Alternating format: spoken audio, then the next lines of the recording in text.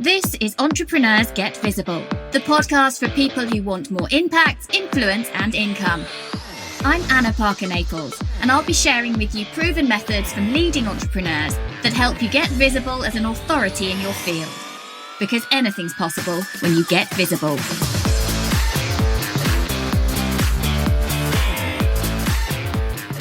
Today on Entrepreneurs Get Visible, we're talking about an extremely important part of building your personal brand, which is building your tribe and how to actually do that.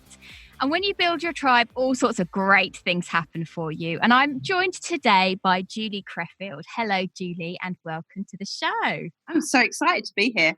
So you help people build their communities and work out how to leverage them. Yeah. That's my interpretation. Is that what you would describe that you do? Yeah, I help people to build profitable tribes. So rather than just having heaps and heaps of followers, I help people turn browsers into buyers. Oh, that's a nice little catchphrase. I'm guessing you've used that before. So you are at the moment, tell listeners where you are at the moment, because I'm a little bit envious. So I have left the grey and miserable London where I'm normally based, and I'm currently residing on the Greek island of Rhodes, where I'm writing my next book. Ah, amazing. And your next book is really about this topic. It's called Leading from the Back. And when is this expected to come out? So it's due out on the 1st of December. Ah, so you really do need to get cracking and get this one written. So talk to us about what it looks like when you get it right in terms of building your tribe. What are the possibilities that open up for you and for other people then in their businesses? I think when you've got a impactful and loyal tribe, business is just easier to do. A lot of the resistance that we find in terms of always having to chase new clients, always having to come up with fresh ideas for marketing. When you have a loyal tribe of people that are with you on your journey, it's just easier to get inspiration, to sell to the same people over and over again without exhausting that audience. And it feels good to be connected to people on a real human level, rather than having people, the churn of clients coming and going. It creates stability in your business. Yeah, and a sense of belonging on a much more, if we look away from the profit, there is purpose and there's meaning in developing and strengthening relationships and that sense of tribe. Now, I know you and I had a conversation privately a few weeks ago about the fact that the word tribe right now is a challenging word. My heritage is actually Scottish. I am a part of a clan, which is a tribe. And I know that someone actually criticised is maybe a bit of a strong word, but someone criticised me recently for using the word tribe and how important it is to think about tribe and community as you're going about your business. And actually, you know what? I do think it's important. And I don't think it just means one thing. I think it means lots of things and lots of things about bringing people together with a common purpose. Yeah. And, I've been doing this for 20 odd years. Probably didn't call it tribe building, in the start, but definitely around community and culture and diversity and how we bring people together from diverse backgrounds to share a common goal. And I think that's what we're looking for, not just in business, but in life. We're looking to build family, to build connection, to build that sense of belonging. And yes, the word tribe can be problematic in the way that some people have kind of appropriated it. But I think when you have a real understanding of the use of the word and all of its context, and you use it authentically and ethically, then I personally don't think the word should stop being used. I just think we should be more mindful about how it's being used. The further implications. So what led you to this work then, Julie? Why is this what you do now? I just naturally bring people together. I've always done it. I've always found it really easy to bring people together who have opposing views and to think about what is the common goal, the common purpose. I worked for 8 years on the London 2012 Olympics, helping with policy around the Games Maker programme. And I think if you can get 70,000 people to work for free over the summer, there's probably nothing that you can't do in terms of bringing people together. So, and I think it stems from this idea of, I don't want to do things by myself. It's much easier to collaborate. It feels better to create. Joyful. It's more joyful. It's fun. It's fun and collaborative. And it's about, for me, it's about legacy. It's about how many people can I interact with on a deep level and have us share an experience together. So what does this look like then for people right now building businesses? Because we've got this massive growth of the Facebook group and the Instagram followers and the influencers. How can we really make that work? And do you think we've got to a saturation point with it in terms of the online space? I think that there are many ways to build an online tribe. And I think what's happened is people think that there's only one way, that you have to be a certain type of person, that you have to do it in a certain way. So Facebook groups, everyone feels like they have to have a free Facebook group. Everyone feels like they have to be on Instagram. And actually, when you find your unique tribe leadership style, which is one of the things that I teach to my clients, then you work out that you don't have to do what everyone else is doing. You do it in the most aligned way for you. And that is about true leadership. You know, you cannot have an online following unless you are willing to lead people somewhere.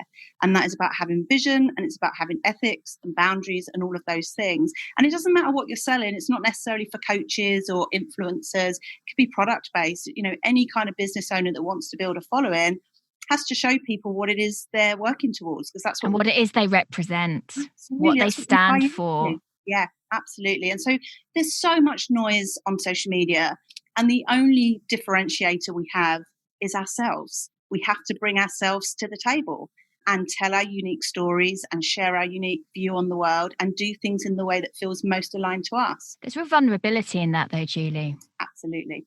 I mean, for me, it's always about the 3 V's: be visible, be vulnerable, and be valuable. You can see that we are actually a little bit aligned there with what we think. For sure, absolutely. But it's the vulnerability piece that people find so hard, because the message is, to be successful, you've got to be the best, and you've got to be slick, and you've got to be professional, and you've got to have your stuff together. And actually, that you couldn't be further from the truth, because not all of us want to buy from people that are slick. Not all of us want to buy from people that sound the same. And so it's about finding your people, the people that, you know, you're their cup of tea. It's one of the reasons I talk about this in terms of podcasting a lot. People say, well, my accent isn't proper and therefore people won't want to listen to me. Well, actually, it's your quirks, your foibles, your mannerisms, the imperfections of you that come through your voice and through the stories that you tell and the little slip-ups that you make about maybe you've said something more personal than you intended. It's those things that people go, oh, I get that. Absolutely. And it's not about giving away everything. Yeah. It's not. I don't have to tell you what's and all about the argument I had with my husband the other night or what I told my children off for over dinner, but just that little implication that my life isn't all roses can actually help people go, okay, we're talking to a human here. This is someone I relate to. Yeah, it's that human connection. When we as leaders, as role models, however you want to see yourself, when we show 100% ourselves, it gives other people permission to do this, do the same. And that's what we're looking for, is permission to be ourselves, really. And in this modern world then, do you think there are people who aren't cut out to build their own tribe? No, I think there are different personality types, and there are different types of tribes that are best aligned to those personality types. And it's why I have a tool that's all about archetypes and being able to spot your archetype. And I have something called the diamond method that helps you to kind of find your unique way of shining. Is this going in your book? A little bit of it will be. But the book is more generally about tapping into your story, tapping into your authenticity and doing things your way. Like, there's no blueprint. You know, we can teach tactics, we can teach strategy, but people have to do it in their own way, because otherwise it feels, you know, not authentic. There is no rinse and repeat. There are things that can work, but they only work if you show yourself. Yeah, for sure. And so you have a podcast coming out. So we've been talking about Julie's podcast, which is going to be called, or if you're listening now and she's already launched it, it's called Finding Your Peeps. So tell us a little bit about the concept behind that show. So it's about audience growth and audience development, but it's also about finding people that you want to do business with, whether that's clients, whether that's partners, whether that's advocates, because we do get to choose. Sometimes we have this thing that, oh, we'll work with everybody. I want to work with everybody. And no, we don't. You know, all of us come across people that we're like, oh, I don't really want to work with them. So it's about finding the people that you want to spend a lot of time with. Some of us that love being in business spend more time with our clients than we do our friends and family. So we might as well have fun. We might as well work with the people that we're inspired by. And there's also kind of nothing worse than working with someone because you come from that place of lack, thinking I might never get another client, the peaks and troughs of being an entrepreneur. It happens to us all, particularly in the early days of business, that you take on a client that is not a good fit, that does not instinctively feel like one of your people. Yeah. And there is a painful fallout from that. Absolutely. They become the worst kind of marketing for you. You don't want them screaming and shouting about your business because you don't want to attract more people like them. And not only do you not want them screaming and shouting about you, but they can help you knock your own confidence because you cannot get a result for someone who isn't a good fit for you. Yeah. Because you're literally talking different languages. Yeah. And it's not about being mean. It's not about saying, oh, I don't work with people like that. Everybody finds their people, and that's what it's about. It's about not worrying so much about judgment and people not liking you, just knowing that there's enough people in the world that will resonate with the way you are. What's it meant for you then to find your tribe in the online space? Oh, God. Particularly this year, particularly during COVID, when the whole world was like panicking and pivoting and just really stressing out, I was able to breathe and to say my business is going to be okay because I've done the donkey work, because I've got that loyal tribe, because I've got credibility in the thing that I do. I don't need to rush around changing all my products and services. And it just means I can show up as myself. Like, it's so freeing to be able to write emails in my own tone of voice and to go on a Facebook Live and not have to worry about doing my hair. It's just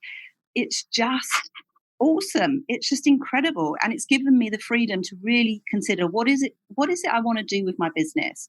What do I want my legacy to be? Which seems like this big, idea, but ultimately that's what it's about, So what do you want that to be? I want to make business kinder, which for somebody like me that's a bit kind of rough around the edges and quite, straight talking, there is a business case for kindness. There is a business case for being really honest about what you want, what you expect, what your boundaries are. And I think that there is probably a shift coming in the world around how women in particular do business. I don't work particularly with, I don't work just with women, but I am seeing a shift in how women show up online. What do you see that as? From what towards what? Yeah, I think there has been a lot of fear and scarcity, and a lot of women behaving in quite masculine ways to kind of get success. And I think what we're seeing now is that that's not the only way to be a leader. It's not the only way to do business. And so I see a rise in more kind of ethical marketing and, less being triggered by everybody and feeling like less than. I think that the result of lockdown, and I know it's not the case in every household, but in many households, predominantly it's the women who are doing the school run, coming home, doing the school dinners, running around.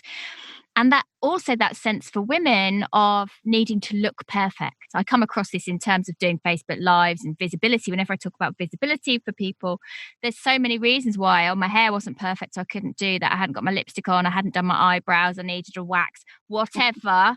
I haven't done the eyelash. Whatever. Because of lockdown, where we all know we're all at home every single day in our joggers, not leaving the house.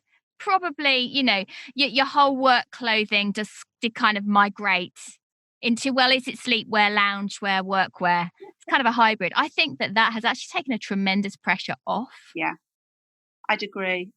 And I know I run a plus size fitness business, and I did a TEDx talk a couple of years ago about the fear of judgment, and what was the title of it? Can people go find it? It was called Living a Bigger Life. And so it was based on the premise that 2 million fewer women than men play sport because of the fear of judgment.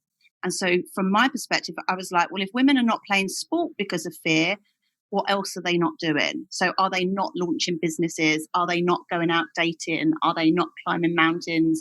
Like, what are all these opportunities that women are letting pass them by because they're so afraid of what people might think or what people might say, which to me seemed incredibly sad.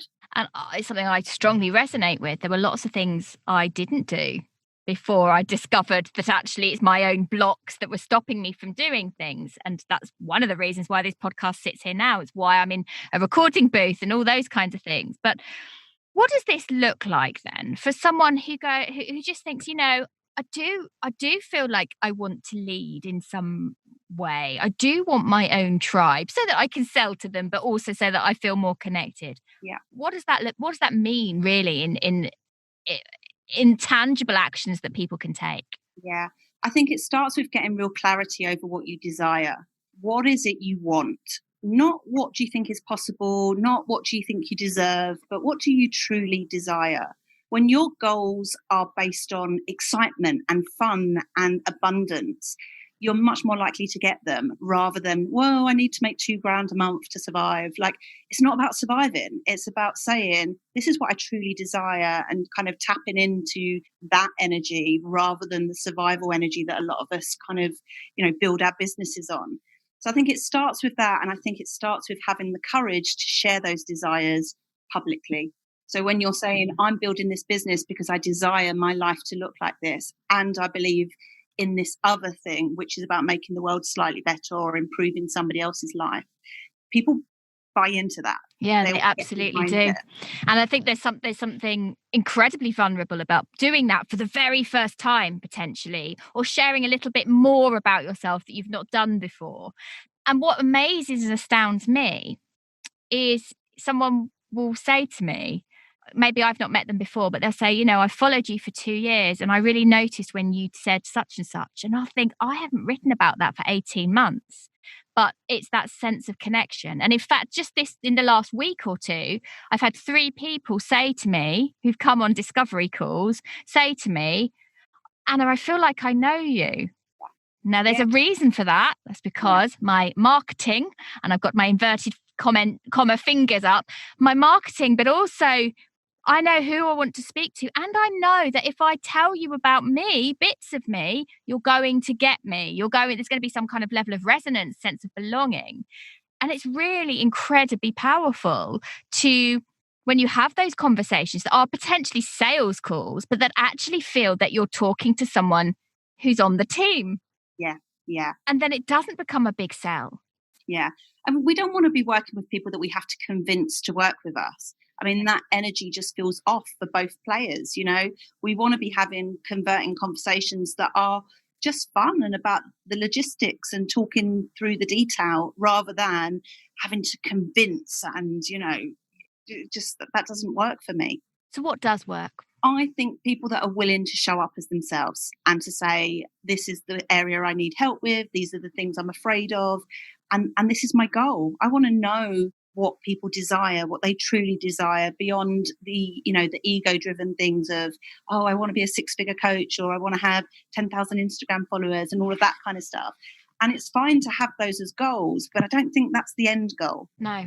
And the thing is, once you create those things, there's always going to be something beyond that is a bigger number. For sure. And so what sits behind that? Why do you want that? Yeah. Yeah. And I think I was guilty of that in the early days of being online. I was like, oh, if only I could make 10 grand a month. And then you get to 10 grand, you're like, oh, maybe it's 20 grand. And COVID was a massive wake up call to me to look at actually what are my values? How do I want to live my life? And my biggest value is freedom. And actually being here in Greece, I've realized I have done what I set out to do. I've created freedom. I can run my business from anywhere in the world. And I've created financial safety, financial freedom for myself. And that is through tribe, At what point did you realize that this was central to your beliefs? I think I started a blog 10 years ago because I felt really lonely. And the minute people started emailing me and saying, oh my God, I feel exactly the same, it just showed the potential for technology and the potential for building a family outside of your own family, one where you have similar values, shared ideas, and it's the potential to impact on somebody's life, even if it's in a tiny way. Like, there's something super powerful about knowing that 10 million people have read something that you've written. I mean, that is incredible. It is amazing. If that's not legacy, I don't know what is. For me, it's when you get messages from people you've never met to say that thing you said or when you wrote, I got that. Yeah. Wow, that's for me. I've talked quite a lot about the ripple effect. Yeah. So, in practical terms, then, for someone who is maybe at the earlier stages of their business, maybe they're a coach, maybe they're not. What would you say to them are practical steps that they can take to start with building their tribe? Yeah. I think one of the archetypes is the storyteller. And I don't think you can build the tribe without using that archetype. So even if you're not a natural born storyteller, it's definitely a craft that you can learn. So I would encourage everybody to start telling stories.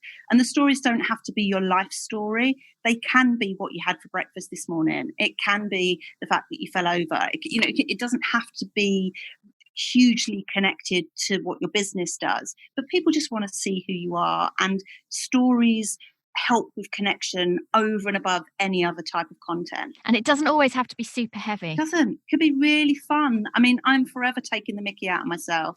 If I wake up with dodgy hair, I take a photo and I tell a story about it.